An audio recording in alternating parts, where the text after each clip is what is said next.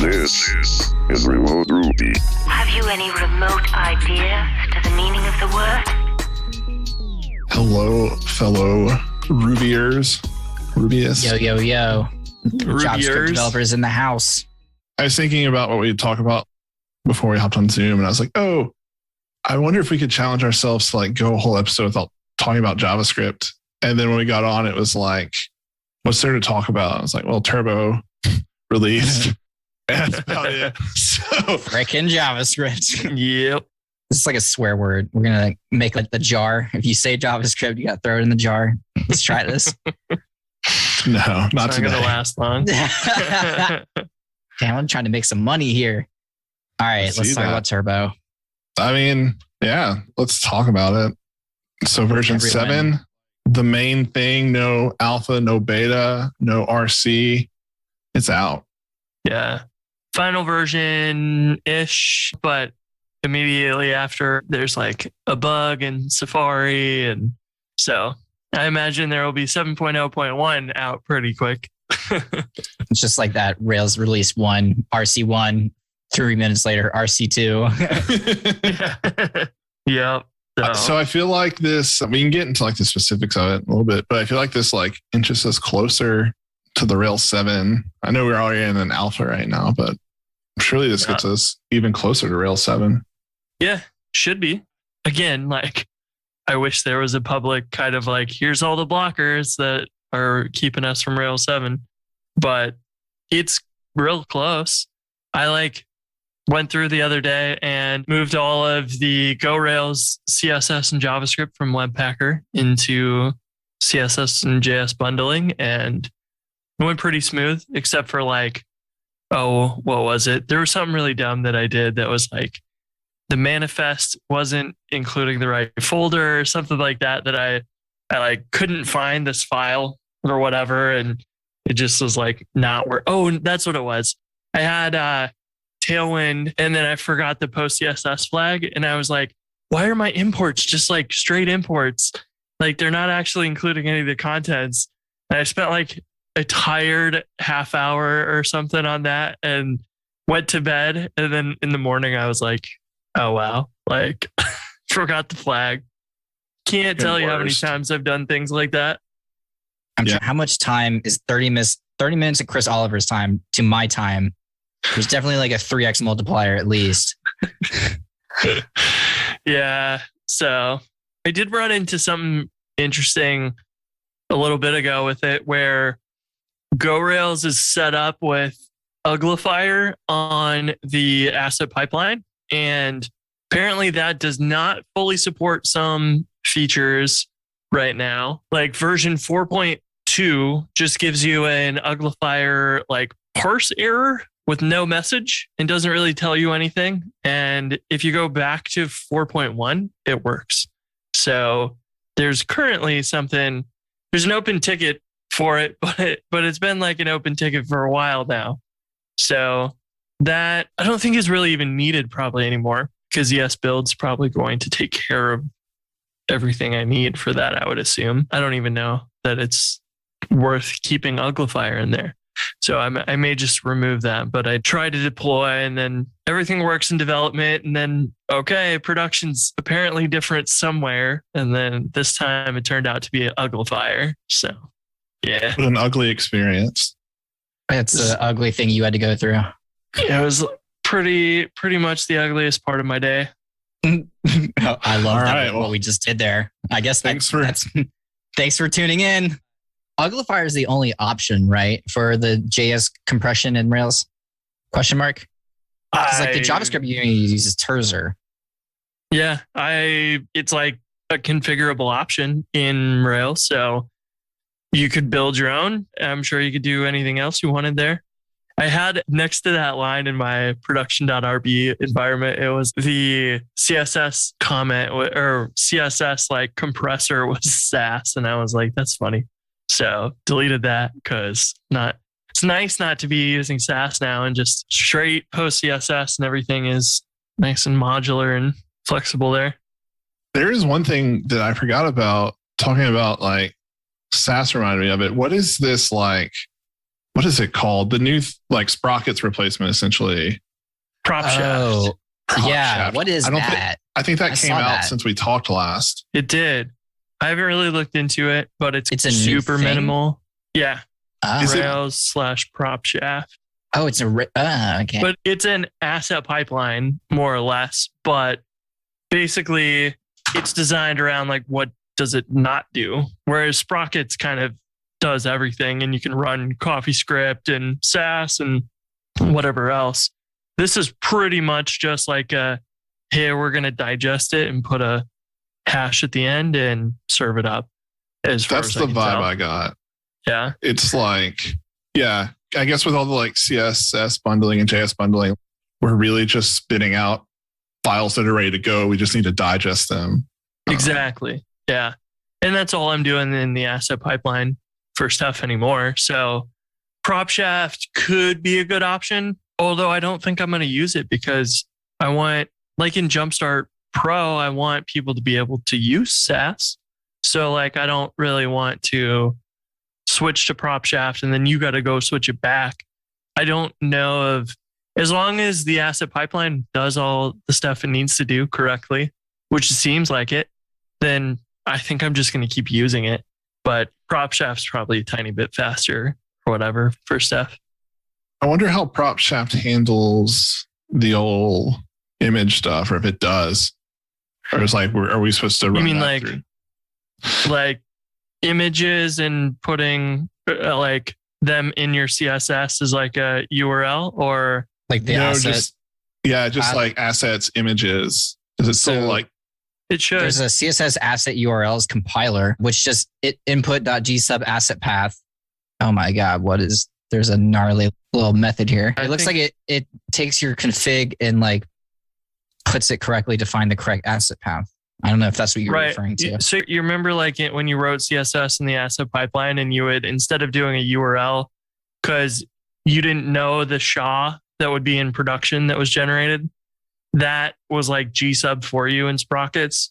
So like that feature is added back, which is cool. It's like a one gsub and a one line in a block. So it's super short, which is nice. So I see it here. Basically that's, I mean, if you're talking about, if I throw images in or fonts or whatever in the Propshaft folder, it should take every single file because it doesn't care if it's an image or any file type. It doesn't really care. It just wants to go and digest the contents and give you a hash back for that file name. So it's the same one as before or a new one.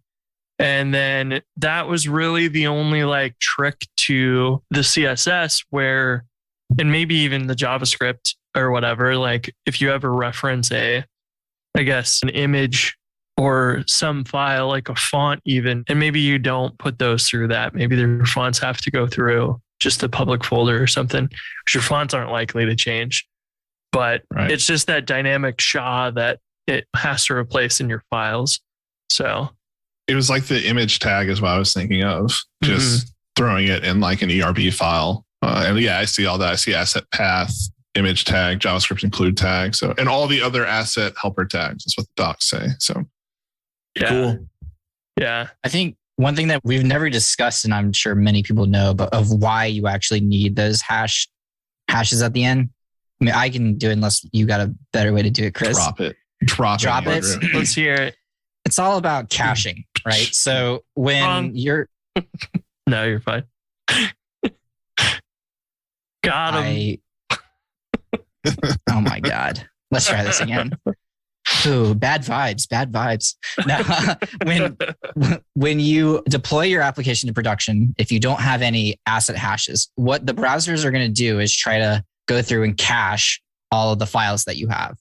Now, the easiest way to see this happening is with your fave icons. It'll go through and cache the fave icon. So sometimes you're on localhost and it's using the fave icon of something else. And that's because of the way the browser caches things that don't, or the way it caches it based on file name. So the purpose of adding the hash is that every time it bundles, we want to make sure that it uses the correct up-to-date version of the styles to request from the browser. So maybe Rails does this. It does it based on the type of file, it will create a specific matcher for it. so that if your files don't actually change, it can keep that file cached in the browser. But as soon as you deploy the change in a different hash, the browser will then be like, oh, it's requesting this different file that I don't know about already. I'll go refetch the new one. And that way you can keep things like your fonts and your images and whatever else you have, especially for fonts, because those can be pretty hefty. That keeps them cached in the browser for as long as possible so that every time you deploy, your users get the right versions of things, and that when you deploy, you get the up-to-date version of what you want. Yeah. And that also is useful on a CDN level where you might configure your assets to go through some CDN. Those can also be cached forever on the CDN, and then that gets automatically updated. So it definitely was more of a pain when some of the older browsers and stuff would too aggressively cache files or whatever. And this definitely, like, the URL is totally different. So you're not going to have any risk of it serving cached content. So yeah, it works well. Did you guys notice Ryan Bates popped his head out and commented on the Propshaft repo? I saw that. I love it. Out of nowhere. And I was like, I just went and like traced everything down where he had talked in GitHub. I was like, Ryan. He's alive. I see Ryan. I become a stalker. I start investigating. Like, what else is he doing? Not only is he still using Rails, he's like keeping up with Rails. That's cool. Yeah. Ryan, if you ever listen to this, we've tried to contact you before. We don't know how, but we would love for you to come on this show. Mm-hmm. We've said this before in the past. When he resurfaced for the whole DigitalOcean fiasco, we were like, hey, just in case you listen to this podcast. If someone anyone knows you know Ryan does. and wants to pass along, we would just be ecstatic. Over the moon. Yeah. It would be it's like the dream guest. Like the unattainable one. Wait, Y is probably the most unattainable one. That's a very unattainable. Guest, but bet. Oh, is this a competition? Those are our two big goals for the podcast now. I know. Do we wrap it up after that? Like, yeah, put like a bouncy out. Like, find this person for us. Yeah, like we interview the people who disappeared from the community, and then we disappear with them. Oh, that's nice and ominous. I like that. So I haven't kept up much with Hotwire, but I'm about to start more because we're actually starting to use it at Podia some. What are some of the things from its release until like its official release now? So I guess like the last 7-8 months that are noteworthy that you would say? Ooh, I mean, a lot of it's been kind of like bug fix things, I think. I don't know that there's anything like major since the beginning. Stimulus 3 came out and has default values now and a few other like really nice goodies. So like that's a big one. If you're using Stimulus, then now have a bunch of niceties. And there was like the class stuff now takes and automatically splits the CSS classes into an array for you. That's cool. If you're using Tailwind or whatever, and you need to work with multiple classes that get added and removed to things, then it is much nicer. Because I was doing that myself, splitting it, and then it was fine. It's just nicer now. But, I think for the most part, all of that stuff from Hotwire to high level is all basically the same. Lots of little improvements since day one, but you're still talking your turbo stream events. There's now the ability to like select, instead of just a single item with an ID, you can do a class and select multiple. So if you want to like apply a change to a bunch of things on the page, you can do that. But they're all just kind of like little quality of life changes, not anything major, like a brand new feature kind of thing. One may be that like, I haven't totally kept up on this, but I think one of the things where I was like, Hotwire's great, but there's still a couple features of Rails, UJS, like data confirm and data disable with that I still need those and want those. I don't know that necessarily all of those are solved yet, but I think that has definitely been in the conversations, but I don't think they've quite been solved. And then do we even use the browser's confirm anymore? Do we use a stimulus controller that runs asynchronously and stuff? Because the browser one like blocks the page and all that with an alert, like native modal thing. And a lot of people do, your application that you're building for work, you'd never ever want the browser's native modal. You want like a nice, pretty modal inside your app. So it's not even really a good solution, right? As someone who did this, I object. I knew it was bad. I knew it was a sin. I did it anyway. Now I have to. You just triggered me. The Stimulus 3 stuff, that is some good stuff. And it was like really, compared to how long there was between 1 and 2, the 2 to 3 upgrade for Stimulus was much quicker, like in terms of just being released. But the ability to, the callbacks on targets, I could see like that opening up just a world of stuff. Oh, yeah. Yeah, that's right. Explain that so people know. Yeah. So if I understand it correctly, there now, I'm going to pull it up so I don't misspeak, but there are like so with Stimulus, you have targets on a controller, and now you can listen for those targets like connecting and disconnecting, much like you would like an actual controller. And so let's see here. So connected and disconnected callback. So basically it's just, you can define a function, item target connected or disconnected. So like there's a lot of times I'll have a controller that wraps like a list, right? A list in a very broad sense. And so I'll have like a list controller for each one. And I could see certain things of like, a lot of times it's just like when this item in the list appears, do something. And so now having item target connected, I think it's going to be clutch. So, and maybe cut down some controllers. That'd be nice.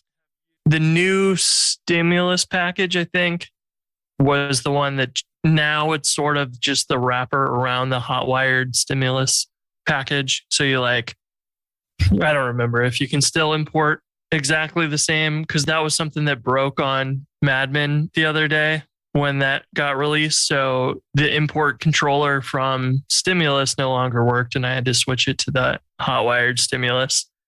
And I know Connor had like an example snippet how to import that, or Adrian Polly was maybe the one that posted that was, here's the new way to kind of make it use the new package, but keep it so that you can still import stuff consistently without like importing Stimulus 2 times or 10 times.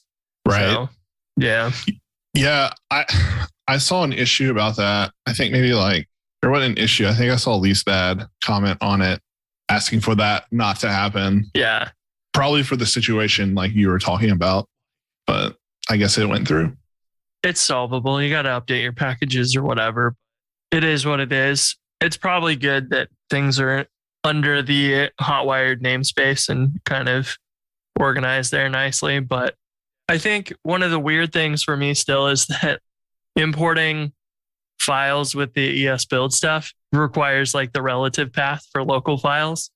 And I'm so used to just importing the file and assuming that it's in whatever directory. But I have to say it is nice to actually have that being explicit in your imports so that you know exactly what's being pulled from node modules and what's being pulled from your local directory. I think that was a nice, subtle change, but a nice one.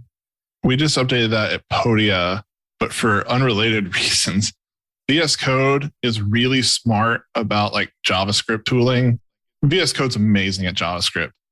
And so if you import a file like that and you change its location, if you're using the like explicit paths, then it'll be like, do you want to go update all 45,000 references to it? And then it'll just go update all the files like to update the paths. But you don't get that if you use the like implicit version of it. VS Code is awesome. I'm still a bit blown away by some of the GitHub Copilot suggestions. They are scary accurate sometimes. More scary accurate when you're doing something repetitive, but still, it is awesome. Well, it's nice because it knows what Rubocops I want to disable. I just type, I'm like, oh, this stupid Rubocop, I don't care about you. And I hit the pound sign, and then it's like, here you go. It's just disable. We already knew you probably want to disable this. Yes. I was watching Andrea use it the other day, and like the first thing it did was like, I was like, no, that's wrong. But then everything after that, like it got 3 in a row, 3 separate lines, just nailed them after like a couple of keystrokes. And I was like, Oh my God. What? Yeah. Just don't let your boss know, because then they can just start doing your work for you. Just autocomplete. That's fine with me. I wish Jira could get an autocomplete. That would be cool. You wire it up to your issue tracking, and then it'll like suggest a PR for you. You just gotta go edit it. The Jira Plus Copilot. Oh my God. As long as no one knows about it, this could be amazing. I don't know of much, at least this week, to chat about in terms of Ruby. I had an interesting thing today. So I'm fixing a few things with Madman. Wrote some integration tests on Rails 6.1. They all run just fine. And I push it up to the repo, and CI runs on Rails 6.0 and 7 and whatever. I just, didn't run them all locally. And I noticed that like half the tests are failing. And I was like, this is weird. And what happened was eventually I figured out that one of my controllers, so it's inside the module for Madman, and it's got a base controller, application controller, and like your usual things. But when we copy over the controllers to your application, we inherit explicitly from Madman : like application controller or whatever. One of those references did not include the Madman : in there. And thanks to Xavier being awesome, it just works as you would expect, where it looks up the tree and it's like, okay, there's a application controller inside of the module that we're in, so we'll use that.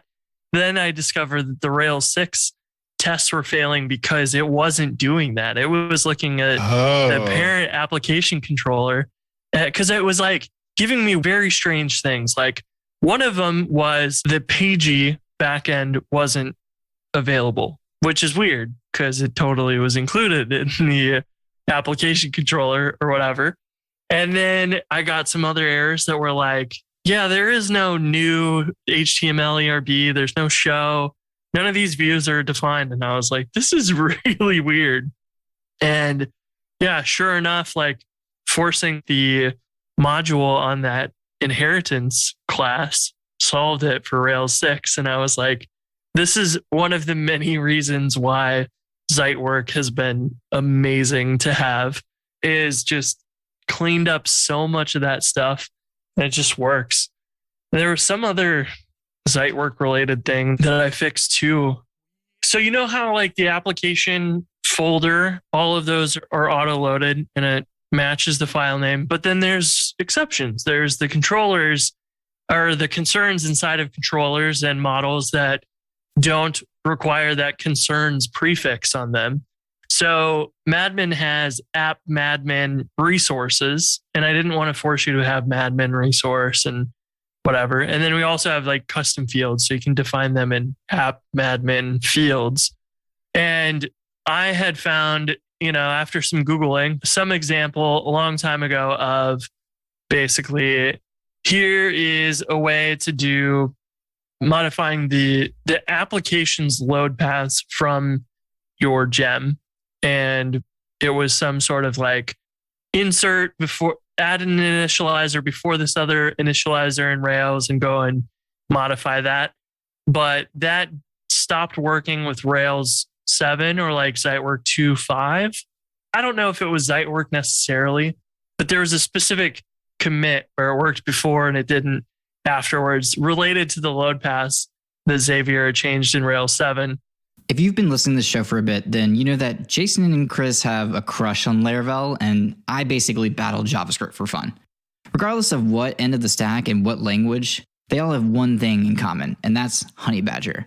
Stop wasting time configuring your tools and focus on shipping, knowing that no matter where you are, Honeybadger has your back. Oh, and speaking of shipping, the Honeybadger blog has been on fire recently. Seriously, and I don't say this lightly. Some of the best technical writing you're going to find all in one place. So go check that out. And while you're there, sign up for Honeybadger. Let them know he sent you. Thank you so much to Honeybadger for continuing to sponsor Remote Ruby and for not killing me for all the JavaScript errors I sent you this weekend. Have you guys ever really gone into like the weeds on engines and initializers in them and like the different callbacks? Yes, I have. Yeah. Yes, I have. I'm about to go insane. Yes, I have. It's not fun. I feel like I spent, and I know that I spent several days kind of learning this stuff in the past and forgot it all. And then had to come back to it. And I was like, oh no, I'm never going to get this figured out in a way that's like reliable or anything without probably asking Xavier himself or somebody. And I definitely spent a good several hours reading through the Rails source code on like, what exactly is the initializers and what order do they run and whatever. And I eventually figured it out. Instead of using an initializer, I should pull up this commit here. I ended up doing a config before configuration block instead. Before I had an initializer that ran before the set auto load pass initializer. And that one like freezes the auto load pass. So you have to make sure you run your initializer before it gets frozen.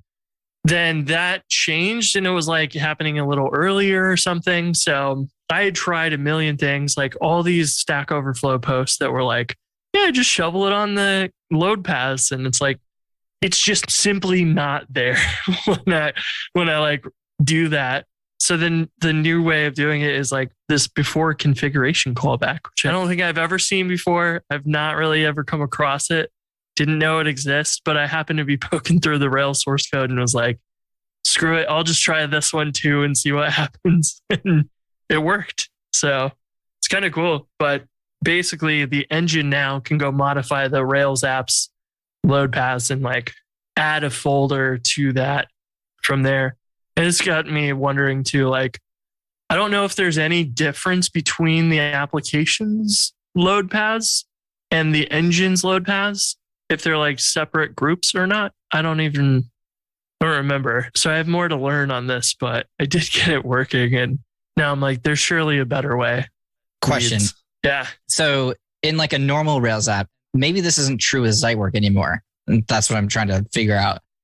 If I'm trying to make an initializer go first, I add 01 underscore redis.rb. Is that still like valid? Because I think it was loading them in alphabetical order. And is now that we're using Zitework, it doesn't do that. It just pulls it in when it gets called. That probably still works, but I was doing an engine initializer. So like, right. So that's just like written in the engine, not in a file, not in the initializers folder. So it's like inside my Madman engine that inherits from the Rails engine, not like the config initializers folder. So well, yeah, that's a good question that you asked though. Then is like, does it load like your initializers and then load Madman's, or does it take all of the initializers and do them in a group like you would expect them to? That's a great question. Yeah. And this is stuff where like the docs do not go into enough. And what you end up doing is like, you go look at, does devise do anything like this? Does like whatever other gem do anything like this?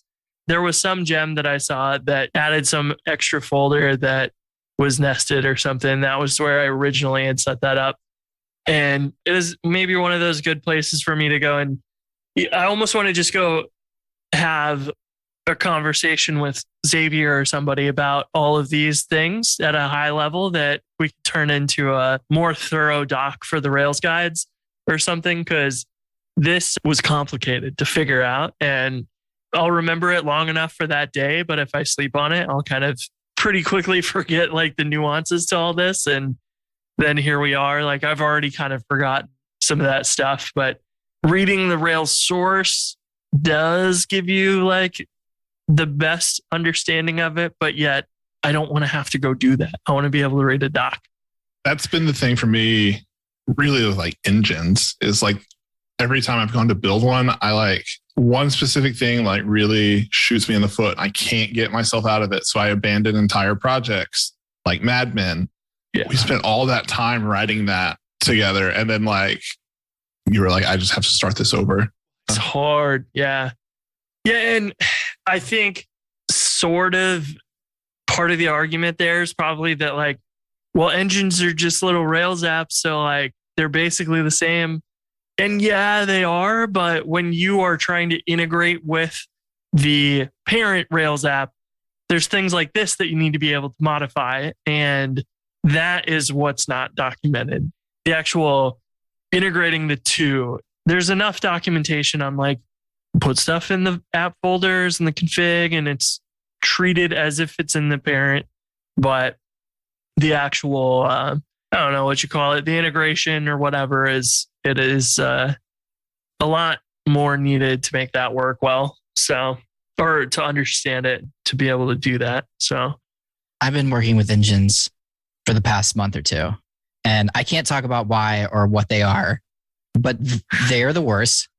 And wait, you can't talk about what engines are, or this? No. I can't talk about. I need to be general about these said engines, but they're chugging. But they're not just shooting me in the foot; they're like unloading the clip because, you know, some gems. I mean, I've seen some engines where they have this pattern where, well, if you need to override because inevitably you have to override something, and that's where it all kind of crumbles when you try to implement it someone else's engine in your app.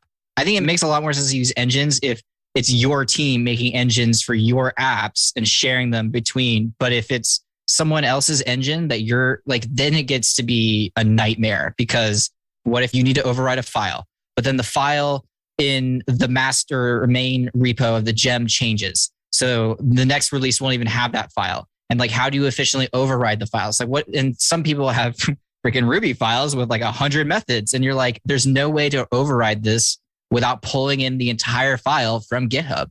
And then you're just in this horrible situation where like you start changing things and like you could add super, I'm sure, everywhere, but no one's going to do that.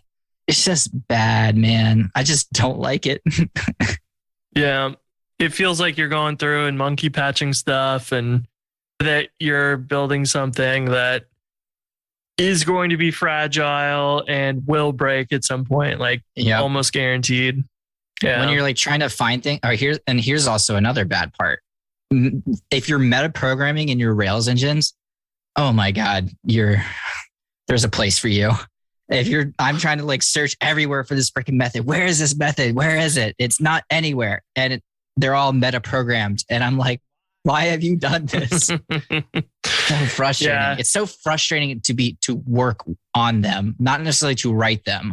I mean, there is a degree of frustration there too, but when you have to start getting in there, it's the worst. At that point, you might as well just like copy paste their code into your app.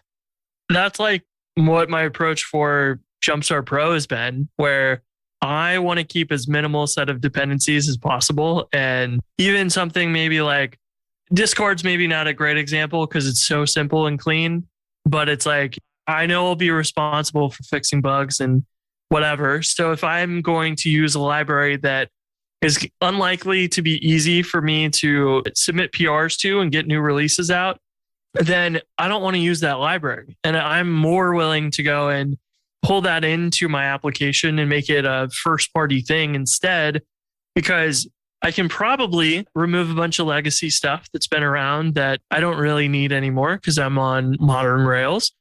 And that makes it simplified, but also like it's right there. So if we need to go and add a feature or fix it or whatever, can. And probably it's a lot of times too, like I'm not in love with, for example, two-factor auth. I don't really like any of the devise plugins for it. And like just built that from scratch. And it's way easier to maintain. The like sudo mode, like the little password prompt that GitHub adds, like I wrote that as a concern that, yeah, there was a gem for it, but it's also like much more meta than our version of it because ours is in the application itself and you can go find it easily and tweak it. But to tweak the gem, yeah, that's going to be way, way harder. You're going to have to override them. You're going to find a method, then override it in your controller, but it has to be done after you include that module and whatnot. Yeah, it is. That's how I feel like it. It always starts off like, great, we have this Rails engine. It's super cool and we can use all the stuff from it. For me, at least, in all of my experiences, it's always devolved into like, now we're overriding so many things. If we had pulled it in from the beginning, we would be in a really good place. But because we're like, oh no, we can use the engine and we just like, we don't push back or we don't have an upfront, honest conversation about like, what are we going to want to change about this? Because the answer is never nothing. Yeah. And there's some of those that are like, use devise, let it do its thing. You don't need to pull in all of devise. The other ones that you may want to go and improve or whatever, and you want to diverge from it, you may have to fork the gem and just maintain your fork, which is okay. But then at that point, you're like, is there any benefit of actually having this in a separate repo that we got to go update independently and then maintain the test suite for that separate from the test suite in our actual app and whatever? I don't know. Yeah, it's evolving, but backwards. Yeah, I feel you. That's definitely a thing I've experienced with that. For the most part, I try not to include any gems possible. I remember the day when I was learning Rails and I was like, oh, I want to work on an app with like 200 gems and all these dependencies. Like it'd be a big app and whatever. And then you get some experience and you're like, I want to work on a Rails app with 20 gems tops. Like that's the ideal, like something super simple. And they're all kind of modular and easy to swap in and out or whatever. Like lightweight things. I don't want C extensions. Makes life easier when you upgrade Ruby. And I was really surprised. The only two things I ran into in the Rails 7 branch for Jumpstart Pro was devise has a active support thing that was deprecated. There's already a PR for that. It hasn't been merged yet, but method was removed and it's not needed anymore. So that was the one thing. So I could use that branch. And then the tougher one was adder encrypted. We'd use that from the beginning and wish we were on Lockbox, but that uses a method or defines a method that's the same name as one in the Rails 7 encryption. So it is not compatible and blows up. And that one I need to, there's a fix that Austin Miller from PagerTree had written in his fork, and that works great. The only two gems that I've had to deal with that weren't like Rails 7 compatible, which I'm really surprised because there's almost always you like upgrade to Rails 7, but then there's 7 gems that are like, oh, we're capped at the current Rails version, like 6.1, because we want to explicitly not include 7. But literally everything we had in Jumpstart Pro is already open to Rails 7. And I was like, this is nice. And I think there's a lot less breaking changes in newer Rails versions. Like 7 is primarily a JavaScript and CSS upgrade. There's encryption and stuff, like some enhancements, but not any like changes to the way the backend works. So I feel like it's mature now, or I don't have to go through all these gems and fork them just to change the gem file to support some new version. That's why I'm really glad I met Dave Camara very early on in my career. Because when I first started, just like you were talking about, like, what can I pull in from Ruby gems? Devise bootstrap views. Why not? Let's add that. And like all this stuff that like I was learning in tutorials because they were trying to get you to like pass like certain things super quickly. And I was like, oh, I can pull in this gem. I can pull in this gem. But I met Dave very early in my career. And he was like, no, none of it. He's like, if you have to add a gem, he just explained the tech debt and all these things. I never really thought about it. I'm like, oh yeah, what about like when this happens? Because I like was still a new developer. I like had no concept of such things. But I was like, well, Dave's a really smart guy. So from that point on, I was like, as little amount of gems as possible. Nate was also like that. If someone added a gem, there was going to be a discussion about it. An argument had to be put forth. So when it comes to upgrading these things, whether it's a Rails engine or a gem, the less of them you have, the better you are. Yeah, agreed. Have either of you started a PR for Rails 7? Yes. How's it going? Have you run into fun things? Got some turbo-y things. I think I might have mentioned this last week, but there are a few turbo-y things, like, because we're using like some TurboLink submissions in a few places. And I'm like, and we use a lot of forms. And I'm basically, that's when Jason at the end of the last episode was talking about this turning off turbo. And I was like, oh, sweet, because that's what I need to do first. And then I think it pretty much is ready to go because I literally just upgraded it to Rails 6.1. So it's in a good place. And isn't that one of the outstanding issues with Turbo right now, that the data turbo false doesn't always apply? I think that was like a bug. Excuse me? That Safari or something. That No, not Safari. Yeah. It was something like that, that I think maybe that was one of the recent commits that got merged. Oh, it seems to be working for us, but we haven't gone 700 yet. Yeah, we were still using, Andrea did most of the putting turbo in our app. And I think she has a Rails 7 branch somewhere. I know she's like put a screenshot up of it running for Podia, but the turbo stuff, and we both use Safari religiously. I haven't noticed it. I don't think she has. So maybe we just haven't upgraded far enough yet. Yeah. Well, what is cool is if anybody's upgrading to Rails 7 and they're not using turbo or Hotwire, should be an awfully easy upgrade. Yeah. That's us. It's just it's going to add some features, but it's not really going to change much for you, which is nice. Yeah. We were using no turbo links, nothing like that. So now that we are and all we're using out of Hotwire is turbo drive right now, but it was pretty easy for us because we didn't have any legacy stuff to deal with. No turbo links. That's a controversial stance, my friend.